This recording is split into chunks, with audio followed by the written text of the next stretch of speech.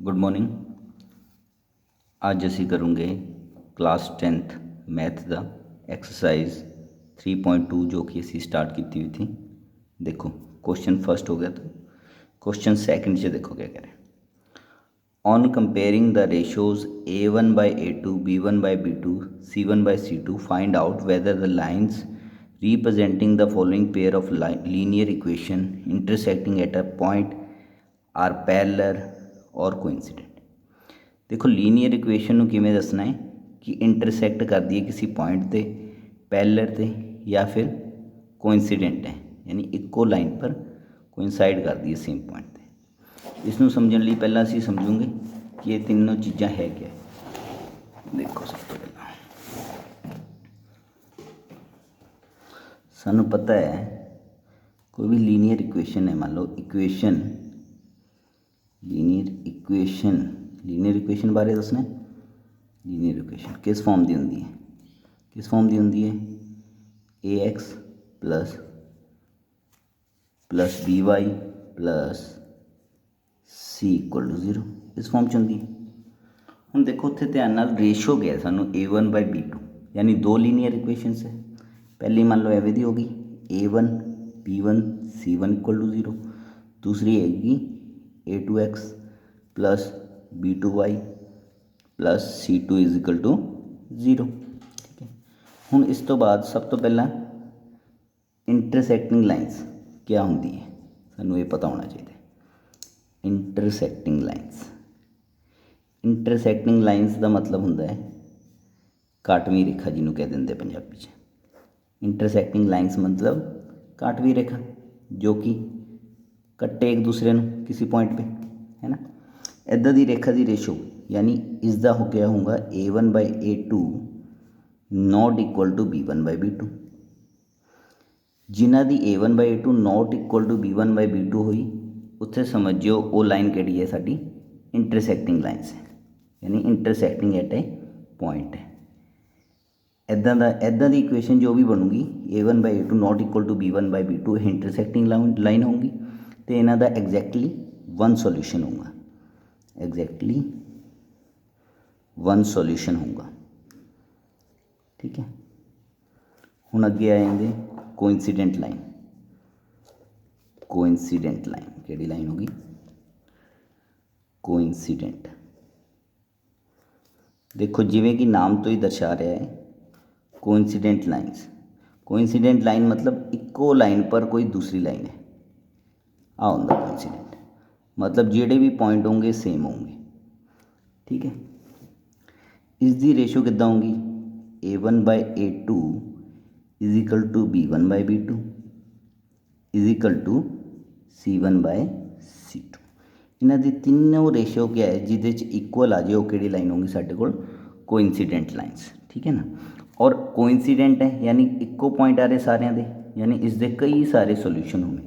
इसके क्या होंगे, infinitely many solution, infinitely many solutions होंगे इसके, मैनी सोल्यूशंस। ठीक, हुण लास्ट की गल कर रहा था पैरेलल लाइन। देखो लास्ट की लाइन थी, लास्ट जी थर्ड प्रूव करनी थी क्या थी, पैरेलल लाइन। पैरेलल लाइन तुसी सारिਆਂ ਨੂੰ पता ही है, जिवें कि एक दूसरे के समांतर रेखावां पैरेलल जो कदे कट ना करे, है ना। इसकी रेशो किवें होंगी a1 by a2 is equal to b1 by b2 not equal to c1 by c2। जिस भी इक्वेशन की एवें दी रेशो आ जाए दो इक्वेशन की, वो किहड़ी लाइन्स होंगी, पैरेलल लाइन्स। और इन्हां दे हुण पैरेलल लाइन्स का तो कोई भी एक जगह कट नहीं करती, किसी को भी इंटरसैक्ट नहीं करती, यानी इन्हां दा कोई भी सोल्यूशन नहीं होगा, यानी नो सोल्यूशन। क्या होगा इन्हां दा, नो सोल्यूशन। ठीक है, आ तीन लाइनां सी साडे कोल। पहली intersecting line a1 by a2 not equal to b1 by b2 आना चाहिए।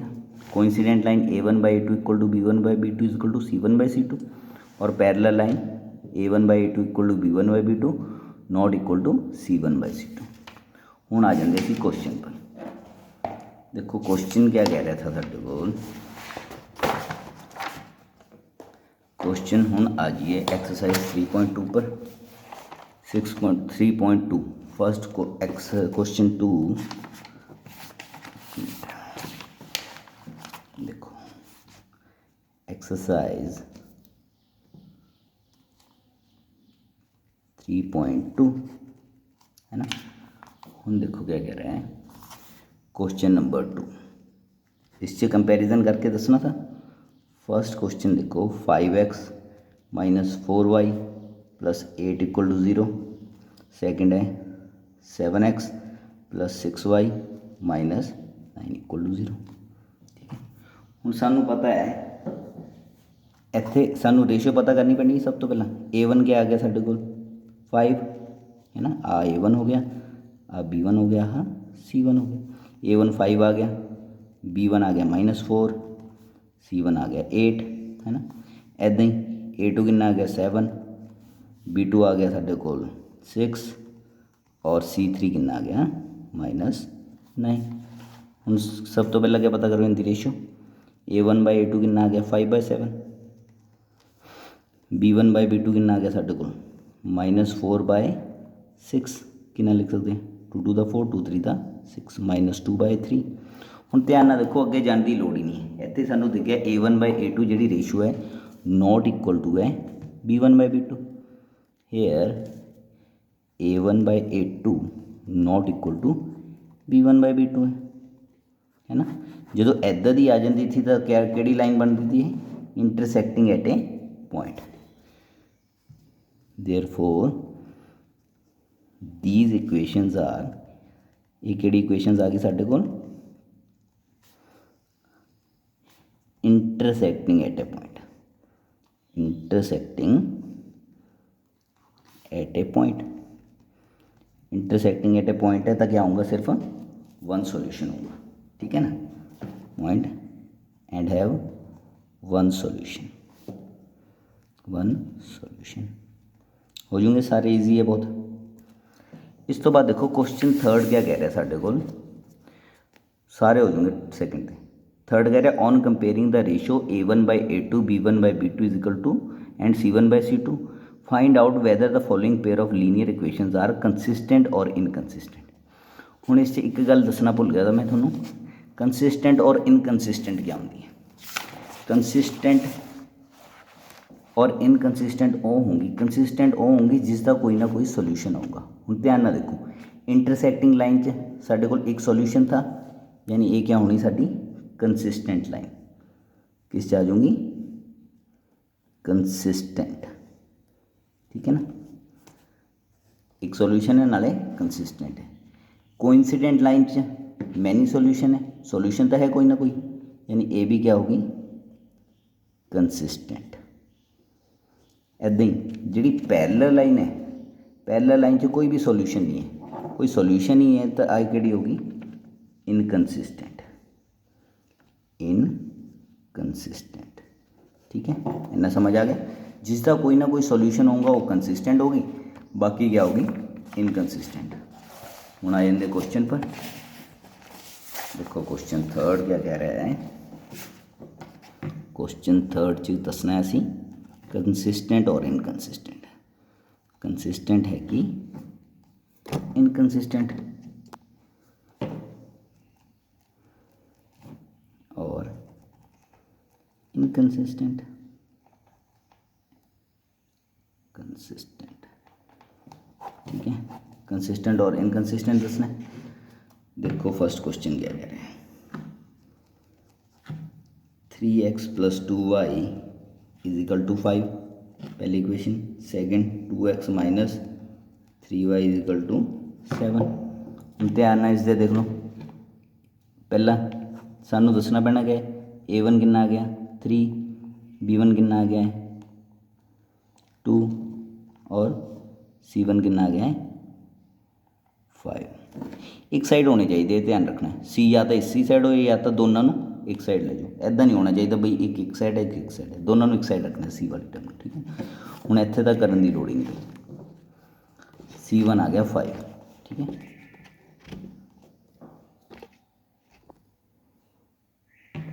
हुण a2 क्या आ गया साडे कोल 2 B2 है -3 तो C2 कितना आ गया 7। हुण इत्थे ध्यान नाल देखो A1/A2 कितना आ गया, A1/A2 3/2, B1/B2 कितना आ गया 2/-3। हुण इत्थे ध्यान नाल पता लगता है ये दोनों टर्म बराबर नहीं है, 3/2 इक्वल टू 2/-3 हो सकता है नहीं, कभी भी हेयर जी A1/A2 है नॉट इक्वल टू है B1/B2। जो इधर की कोई टर्म आ जाए तो क्या है, it is intersecting at a point,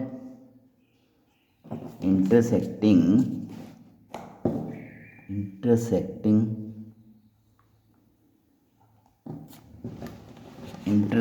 eight a point है, और कोई इंटरसेक्टिंग एट अ पॉइंट है यानी वन सॉल्यूशन है तो क्या है consistent, therefore it is consistent. ठीक है, ऐदा ही कोई भी रेशो अगर one solution intersecting at a point आ जाए या फिर साढ़े कोल क्या कोइंसाइड आ जाए यानी मैनी सॉल्यूशन आ जाए तो वो कंसिस्टेंट होंगी। अगर कोई पैरेलल आ गई A1/A2 equal to B1/B2 not equal to C1/C2 तो वो क्या होनी इनकंसिस्टेंट। ऐसे सारे क्वेश्चन होए ने अज, नहीं बाकी अगले लेक्चर करूँगे। Thank you.